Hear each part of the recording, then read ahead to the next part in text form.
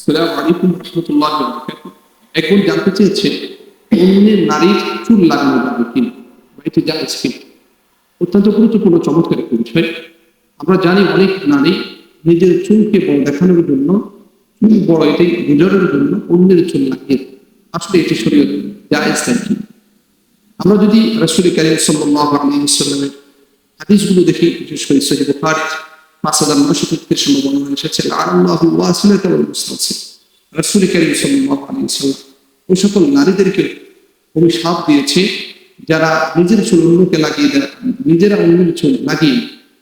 এই জন্য অন্যের চুল লাগানো কোনোভাবে এই সাজসজ্জাটা একেবারে মুমিন নারীদের জন্য হারাম। অন্য কোনো নারীর চুল নিজে লাগিয়ে সাজগোজ করবে, এটা অবশ্যই করবে।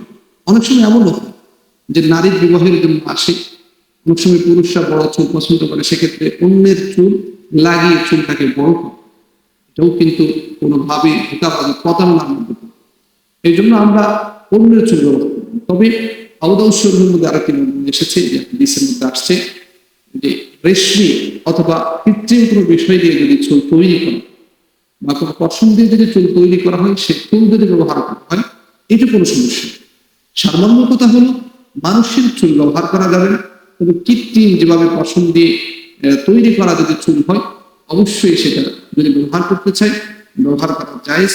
আমরা ফিকহের কিতাবগুলোর মধ্যে পাই, বিভিন্ন কিতাবের মধ্যে এসেছে সেই চুল ব্যবহার করা হবে। তবে মানুষের চুল কোনোভাবেই ব্যবহার করা যাবে না।